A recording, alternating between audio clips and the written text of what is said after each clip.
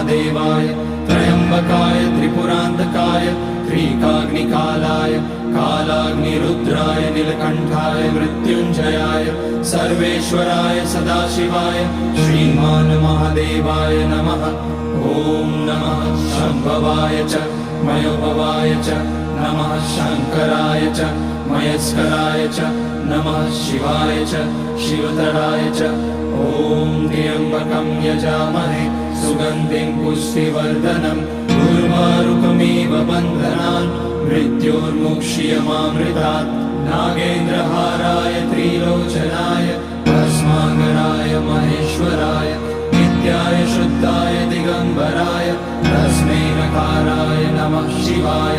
Mandakini Salil Chandan चर्चिताय Nandishwar प्रमथनाथ महेश्वराय Mandar Pushya बहुपुष्य सुपूजिताय